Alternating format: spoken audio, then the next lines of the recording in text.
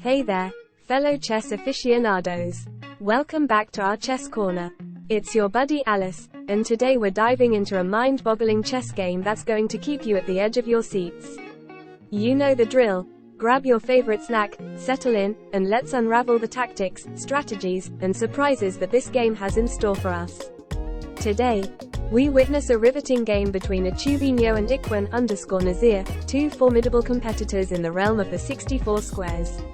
The opening moves unfold with classic symmetry, both players opting for the solid 2, nc3 nc6, mirroring their intentions. Absolutely. Let's dive into the fascinating world of the three knights opening. 1, e4 e5 2, nf3 nc6 3, nc3. The three knights opening is a classic and flexible choice for white after 1, e4 e5. It sets the stage for an intricate battle where both sides aim to control the center, develop their pieces harmoniously, and launch attacks when the opportunity arises. Opening breakdown. 1, e4 e5. The game begins symmetrically, with both players staking their claims on the central squares. This opening principle emphasizes control over the key e4 and e5 squares. 2, nf3 nc6. White's knight moves to f3, supporting the central pawn and aiming to control the d4 square. Black responds symmetrically with nc6, mirroring white's development. 3, nc3. This move completes the symmetrical development of knights.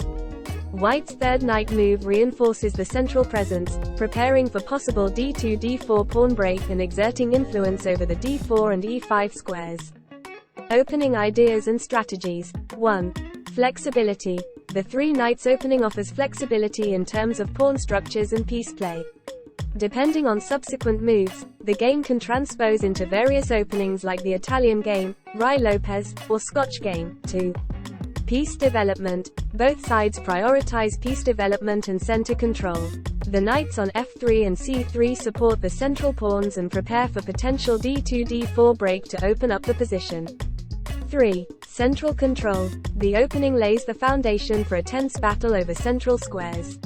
Players must be vigilant about their pawn structure, as imbalances may arise due to pawn exchanges in the center. Common tactics and themes. 1. d2 d4 break. One of the key plans for white is to play d2 d4, challenging black's central control and opening up the position for pieces. 2. Piece coordination. The three knights opening encourages harmonious piece coordination, setting the stage for fluid piece play and potential attacks. 3. King safety.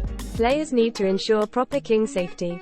Castling early and choosing the right moment to break the center are crucial decisions. I encourage you to explore the three knights opening in your own games. Experiment with different plans and adapt your strategies based on your opponent's responses. The opening's flexibility allows for creativity and adaptability, making it a valuable addition to your repertoire. As you embark on this opening journey, remember to share your experiences and insights with fellow chess enthusiasts.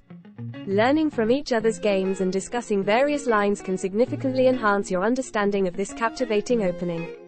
So, whether you're drawn to central control, harmonious piece development, or tactical complexities, give the three knights opening a try and immerse yourself in the rich tapestry of chess possibilities. Continue to the game. White then decides to strike at the heart of the center with 4, d4, a move that could potentially open up dynamic possibilities. Black, however, remains unyielding, responding with 4, h6, asserting control over his e5 pawn. The battle takes an interesting turn as white boldly challenges black's pawn structure with 5, bc4. But the real fireworks begin when black sacrifices his knight with 7, nxd4. The tension escalates, and the position hangs on a knight's edge. White counters with 8, nxd4, hoping to maintain a solid position while black's extra pawn beckons him. Intrigue deepens as black expands his pawn chain with 9, e5, but the queen dance that follows is where the narrative truly unfolds. With 10, qd5, white attacks with cunning, eyeing the f7 square. Black's 11, nxg4 strikes back with vengeance, and the race is on. The climax arrives with black's audacious 12, qh4, a move that embodies both tactical precision and positional awareness. The threat of mate on h2 creates a web of complexities for white to untangle. In a final, fateful crescendo, white's 13, b3 sets the stage for a climactic finale. But Iquan_Nazir delivers the coup de grace with 13, qx_h2, a dazzling checkmate that ends the battle in a spectacular manner. Chess, a timeless dance of intellect and strategy, offers us glimpses into the minds of its players. This game, a masterpiece of tactical ingenuity, teaches us the art of seizing opportunities, the power of precision, and the importance of every move. Certainly, let's analyze this game between Achubinho and Iquan_Nazir to extract valuable lessons for aspiring chess players. 1. Central control and development. Both players opened with 1. e4 e5, ensuring control over the central squares and enabling rapid piece development. This principle is essential in the opening phase of the game. 2. Harmonious piece development. Moves like 2. nc3 and 3. nf3 followed by 4. d4 showcased a harmonious piece development strategy. nc3 and nf3 developed knights towards the center, and d4 aimed to challenge black's central control. 3. Timing of pawn moves. Move 4. d4 was well timed as it aimed to challenge black's central pawn and create open lines for piece mobility. However, black's 4. h6 is questionable, as it weakened the kingside pawn structure without apparent necessity. 4. Dynamic piece exchanges. The exchange of pieces, particularly with 6. bx, e6 and 7. g4, demonstrates the complexity of piece dynamics. These exchanges can have long-term strategic consequences that players must correctly assess. 5. Capitalizing on weaknesses. After white's 7. g4, black capitalized on the weaknesses around white's king with 7. nx d4, exploiting the weakened pawn structure and initiating threats. 6. Critical queen moves. Both players demonstrated the power of the queen in the middle game. Black's 9. e5 centralized the queen, while white's 9. qx_d4 aimed to activate the queen and challenge black's central control. 7. Tactical awareness and sacrifices. Black's 11. nx_g4 was a brilliant tactical move. Sacrificing a knight in exchange for an attack on the white king highlighted the importance of tactical awareness and exploiting opponents' weaknesses. 8. King safety. White's 12. 00 showed a lack of concern for king safety.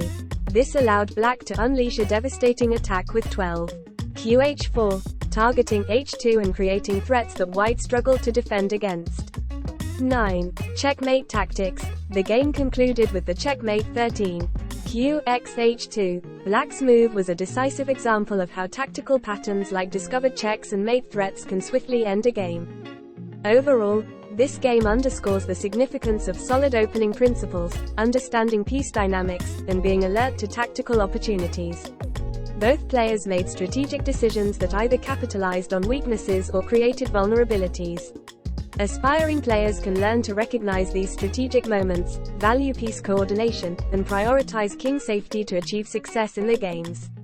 And that's a wrap, folks. I hope you enjoyed dissecting this incredible game with me. Chess is truly a world of endless possibilities, isn't it? If you've got a game of your own that you'd like us to analyze, don't be shy. Share it in the comments section below and who knows, maybe we'll feature it in our next video. Keep those brain cells buzzing, and remember, every move counts. Till next time, happy chessing.